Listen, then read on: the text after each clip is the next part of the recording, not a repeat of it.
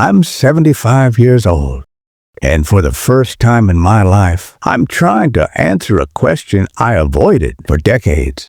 Who am I when I'm not needed? Not when I'm helping, not when I'm fixing something, not when I'm showing up for someone else, just me. It took me most of my life to realize I didn't know the answer. For a long time, I believed that giving everything was the same thing as living a good life. I gave my time freely. I gave my energy without counting the cost. I gave my attention, my patience, my strength to my family, to my work, to people who leaned on me. And I told myself that this was what mattered, that this was what love looked like. When you're young, giving feels endless. You don't think about limits. You don't think about depletion. You don't think about what happens when there's nothing left to give. You just keep going because people need you, because expectations are placed on you, because it feels easier to say yes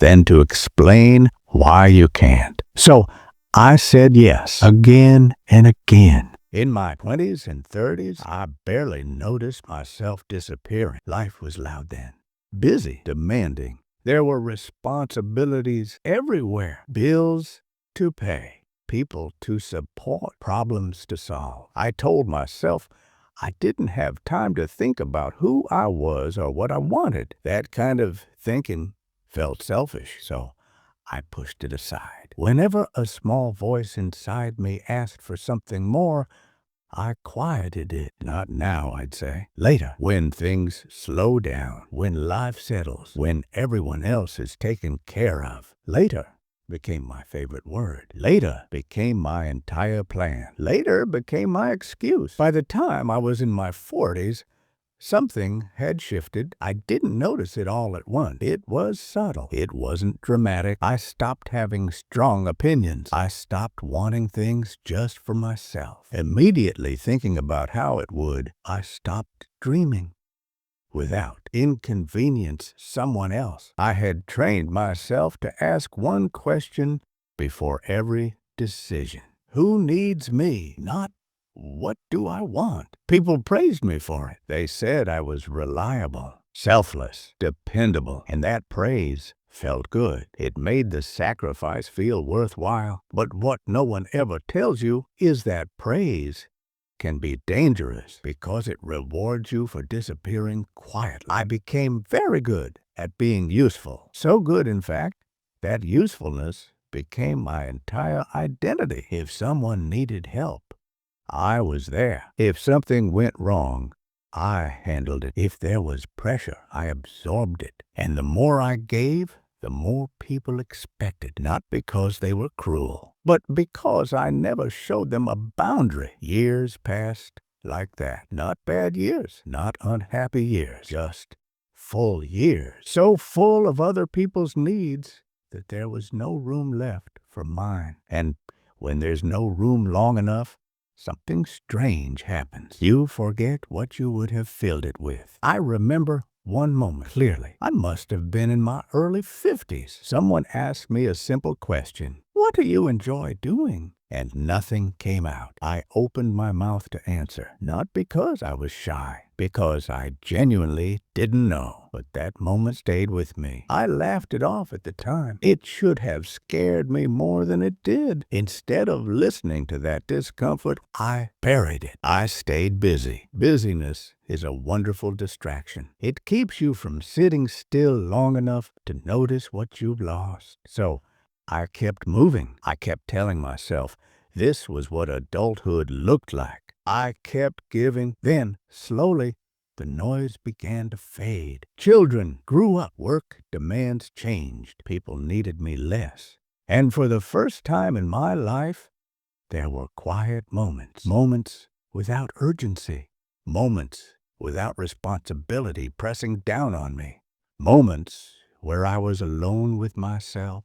That's when the truth caught up to me. I wasn't tired. I was empty. Not sad, not depressed, just hollow. Like a room that had been slowly cleared out over the years, one piece at a time. I realized something painful. I had spent my entire life being someone for everyone else, but I had never learned how to be someone for myself. And at 75, that realization feels heavier than regret, because regret implies you knew better. I didn't. I truly believed I was doing the right thing. Let me tell you something important. You don't lose yourself in one big decision. You lose yourself in small moments. When you ignore your own discomfort, when you delay your own needs, when you silence your own voice. One yes at a time. One it doesn't matter at a time. I used to think selflessness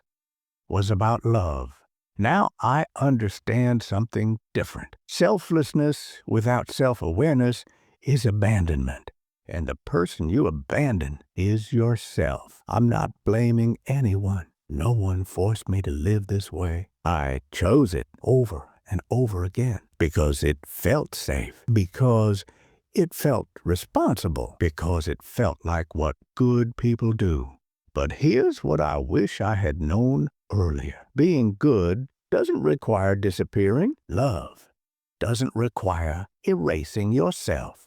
Care doesn't require you to have nothing left. At 75, I'm learning how unfamiliar it feels to choose myself. It feels awkward to say no. It feels uncomfortable to admit I want something. It feels strange to take up space after a lifetime of shrinking, but it also feels honest. I'm discovering small things, how I like my mornings, what I enjoy reading, what kind of silence feels peaceful instead of lonely.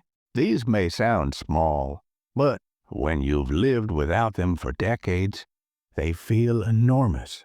I don't have illusions about time. I know I can't get those years back. That's the hardest part. Not that I gave, but that I never learned how to keep something for myself. If you're listening to this and something feels familiar, I want you to pay attention, especially if you feel tired in a way rest doesn't fix, especially if your life feels full, but you feel absent, especially if you keep telling yourself later. Later is not promised, and disappearing doesn't come with a warning.